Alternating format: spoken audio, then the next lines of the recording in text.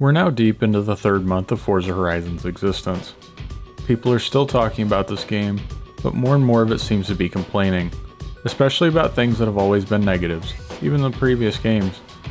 I'm not going to do a review of the game, or make any videos specifically about the negatives of it. I understand the complaints, but at the same time it makes sense why my experience with Forza Horizon 5 was so much different from everyone else's. I came into the game almost 2 years after launch, and was able to appreciate the game for what it was. I think that what I'm trying to say is, Forza Horizon is, and always will be, Forza Horizon. We're not going to get Need for Speed levels of customization. The map is too big and too different to feel cramped and chaotic in the way that GTA does. I think we're looking past the edge of the cliff, and the people that enjoy what the game provides will be left once the community inevitably thins out. We'll probably see better etiquette and trials, and less people in Forza Edition cars soon enough. It's only a matter of time. This week's trial restricts us to S1 class Ferraris. The chosen tracks are circuit races, though they're less technical than most of the multi-lap events. I was surprised to find that there weren't any freebies to be had in this week's playlist. I don't think that this is a trial that really requires a build though, and the players that don't own a modern Ferrari, anything newer than a 430 I guess, will probably be fine with the rental. Fortunately for you, and unfortunately for me, I'm just not satisfied with using the rental. When the race restrictions allow for nonsensical builds, I will more often than not show up to the starting line in a clown car. It needs to be S-Class, and it needs to be a Ferrari. I can do that. It just so happens that I own both a Dino and a 275 Spider. I don't know how we're going to get them to the top of S-Class, but we have the basis for our builds picked out. Actually, I do know, and for the most part knew what the story was going to be before ever setting the money on fire. Aero, all-wheel drive swaps, and centrifugal superchargers bolted to donor engines. The specifics of which engines were going in weren't clear beforehand, but both of the cars ended up with the 4.5-liter V8 pulled from the Ferrari 458. I wanted to put the V12 in the 275 Spider, but the lack of any kind of forced induction meant it would have ruined the weight distribution, and may not have made enough power to get us where we needed to be in terms of PI. We'll start with the 275 Spider. My first impression of the car was that it looks a bit uncanny, almost like an off-brand bootleg, and with good reason. When people think of classic Ferraris, all the cars from Outrun come to mind.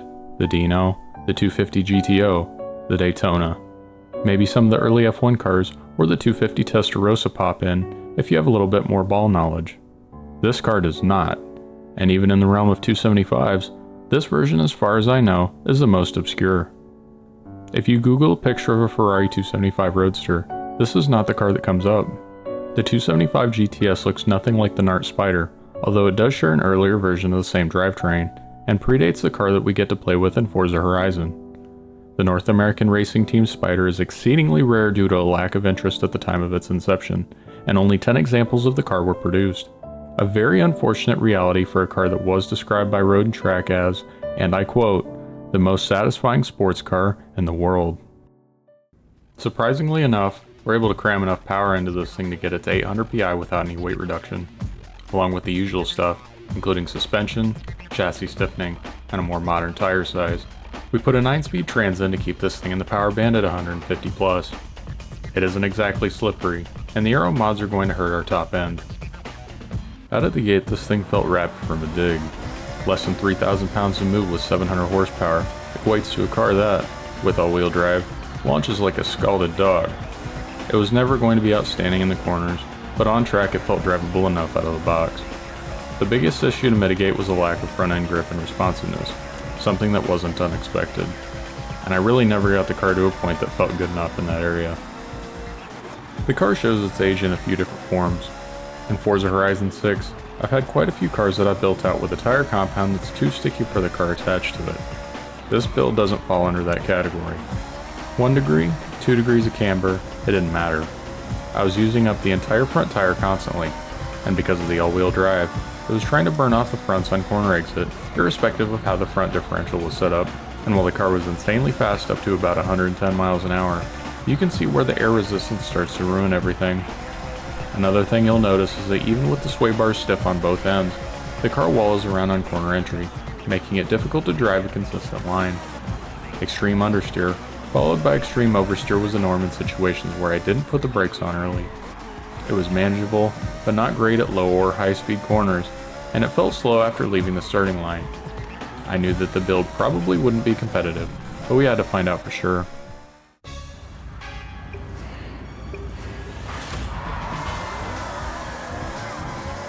Out of the gate, we shoot to the front of the pack with no hesitation. There's no theatrics, until the first corner. The car tries its best to wiggle off the driving line and shoot wide, but we get it under control. It was clear that I underestimated the length of the straights, and the aero treatment was seriously hurting any chances of getting ahead of first place. There's little to no benefit on this track layout to having all-wheel drive, especially if you use the barrier to slide around in the corners. We were doing okay so far, but the car has a way of falling off the racing line in spectacular fashion, and it costs us second place and a ton of speed. Under 150 we can basically keep up with the pack, but we start losing positions in the straights.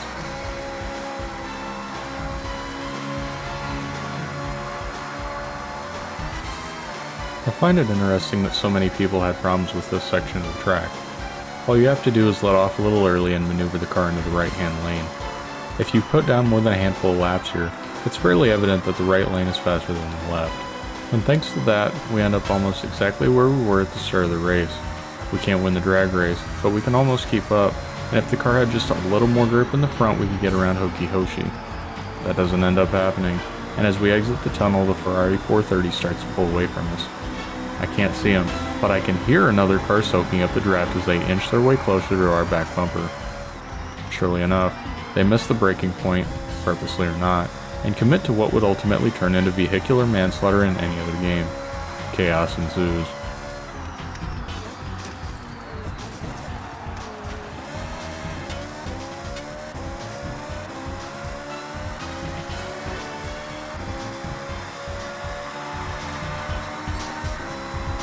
We found ourselves back in first place after the dust settles, but I know that it's going to be short-lived. Trying to keep first place is going to involve a ton of defense, and I'm not particularly interested in playing bumper cars with my teammates on this one. The fellow in the blue car has something to prove, and I don't have the horsepower or the grip to keep his ego in check.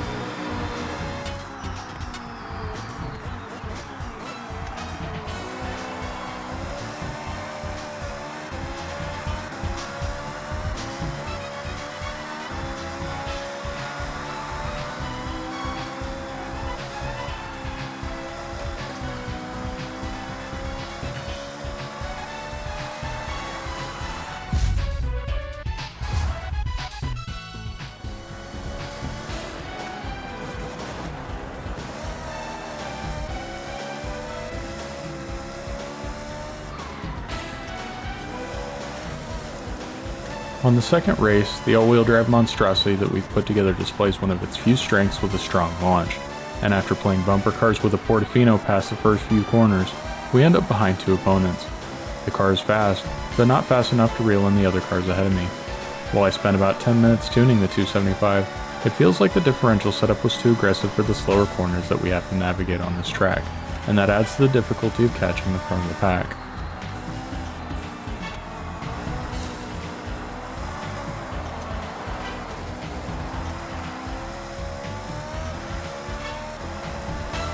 For a moment it looks like someone else on our team plans on carrying the torch, but it was a fluke. We're forced to contend with 60s aerodynamics and a less than ideal setup if we want to pull through. Ultimately, it doesn't end up happening. There weren't any major racing incidents during this event, just a lack of power, handling balance, and patience.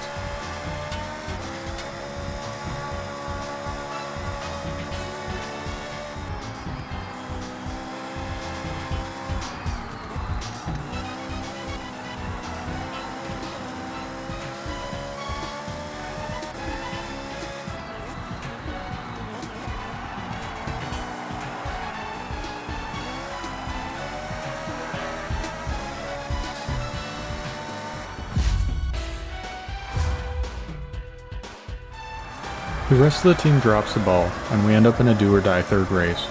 We navigate to the front of the pack, but the opponents are erratic, to say the least. We get bounced between two cars and nearly end up in the wall. The other players on our team are also driving fairly aggressively, and I kinda just stay out of the way of whatever it is they're trying to figure out.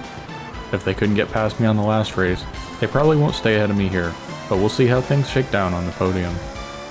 The next few corners are deceiving and hard to find the correct line for. I could have gotten a pretty decent run through this section had the red car not been in my way.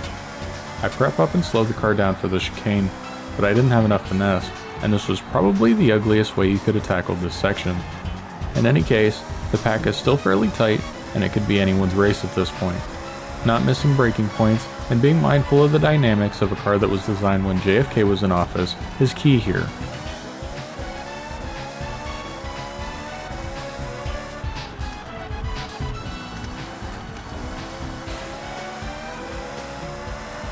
This skillful individual, as much as they try, just can't get past me and catch up to the front of the pack.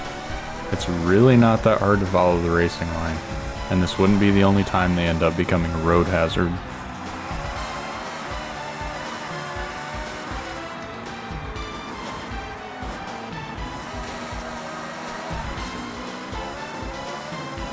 I have no idea what they were trying to accomplish there. It certainly didn't help our situation, and as we approach the final corners of the event, I realize that we're poised to go home empty-handed. I lock in, arm the heat-seeking missiles, and fire my $30 to $50 million road racer at Hoki Hoshi and his 430 Scuderia. It ultimately doesn't work out, but we still take home another podium finish. Not bad for a car that's nearly 60 years old. The Ferrari Dino is one of the least Ferraris that exist, and technically, Dino is the make, not the model. During the late 50s, Ferrari launched the Dino brand as a way of separating the V12 models from the more attainable cars with less prestigious engine offerings, the most notable of those being the V6 designed by Alfredo Dino Ferrari. They would ultimately sunset this arrangement in the 70s and continue selling the cars with the Ferrari badge thereafter. The Dino most commonly refers to the 206 and 246 models produced between 1967 and 1974. The lack of Ferrari flavor starts with the engine. This was the first, and for a very long time, the only V6 ever put in a Ferrari-produced vehicle. This was also the first mid-engine car that Ferrari built for the general public. A lot of people, myself included, didn't have an appreciation for this car simply because of the mundane powerplant. This isn't just any run-of-the-mill V6 stuffed into mid-sized cars and base model half-ton trucks though. The 2.4-liter and later model cars made nearly 200 horsepower at 7,600 RPM, thanks to dual overhead cams, high compression, electronic ignition, and Weber performance carburetors. This is an engine that sounds like it belongs in an Italian performance car.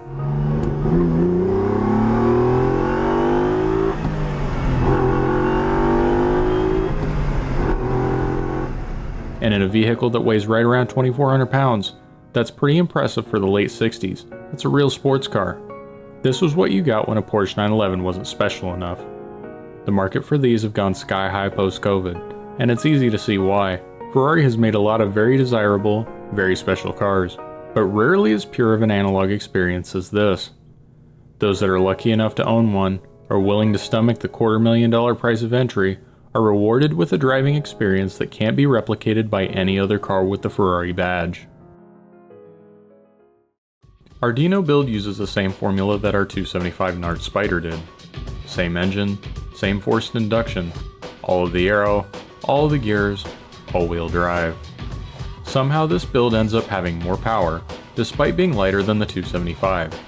That, combined with a rear bias weight distribution, would suggest that this would be a recipe for success. The gearbox, being a 10-speed in this case, allows us to mitigate some of the high-speed aero penalty that we incur by keeping the engine closer to peak power, and in this case helps us squeeze in under the PI limit. We also tune the car with softer springs and a less aggressive differential setup and drivetrain bias to make the car more agreeable during low and high-speed cornering. Maxing out the caster and setting camber to 1.2 in the front and 1.1 in the rear seemed to give us the best handling characteristics, at least on the C1 loop circuit. In retrospect, it probably could have used a little bit more at both ends for general purpose use. Much like the 275, even after tuning, it was still a handful in the corner. but I was still confident that the car could pull off a win with the exceptionally high power to weight ratio.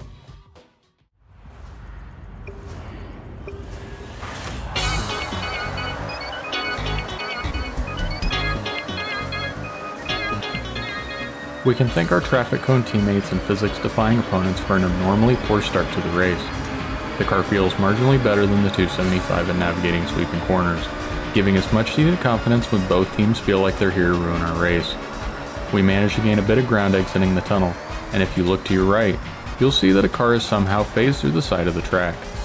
We have a long way to catch up, especially if we actually brake for the turns.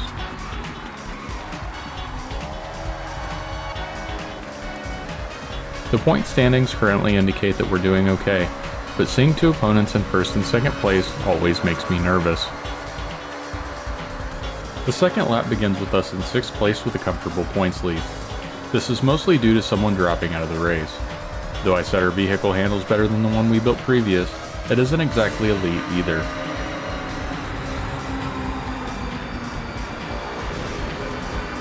Trying to follow the line set by the 488 in front of us results in a spectacular crash, a loss of time, and a Ferrari J50 breathing down our neck.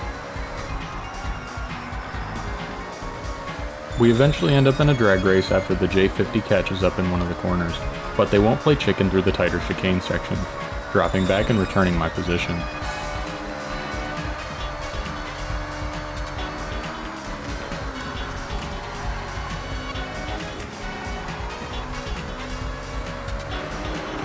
The rest of lap 2 was uneventful, but lap 3 is where things get interesting.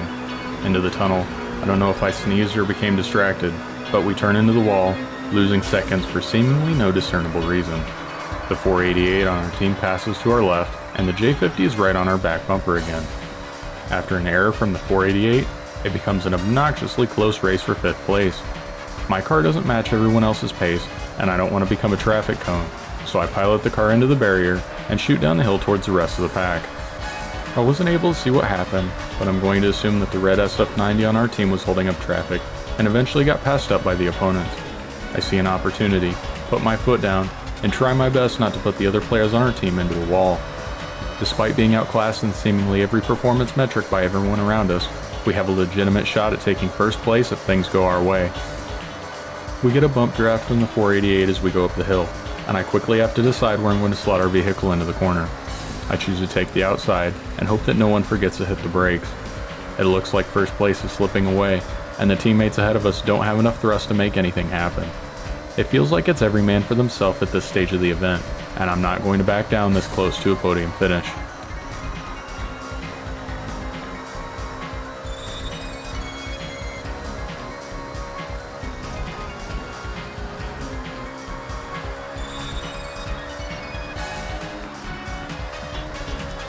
And with that, we take a comfortable lead and the first place finish.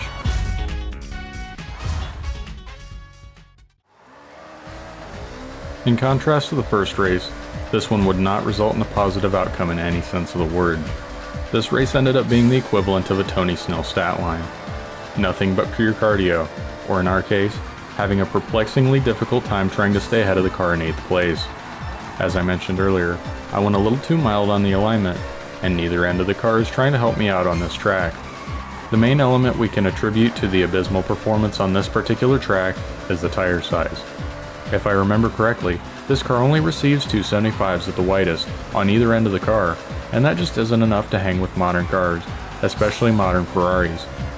While it may be pumped up to S1 through the use of forced induction and all-wheel drive, you can feel that it would be much more comfortable somewhere around B class. I was under the impression that I was the only one having trouble here, but after reviewing the footage and seeing two of my teammates in last place, I feel a little bit better. We ultimately take a well-deserved and well-earned 7th place finish. We will once again head to a third race.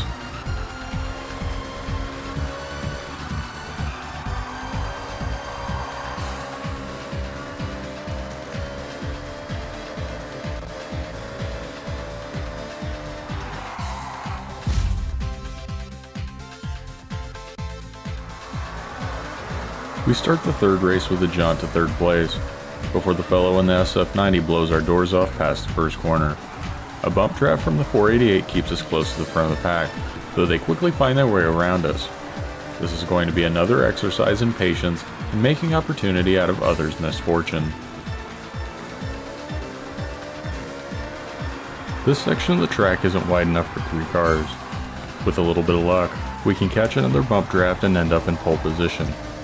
Let's see how long we can hold on to that.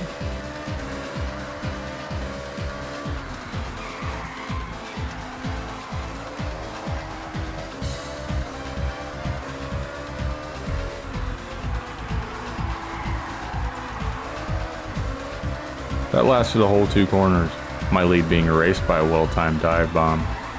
I put pressure on them where I can, and they don't seem very composed, but I ultimately don't have enough power to make a move. It won't matter in a few corners time though.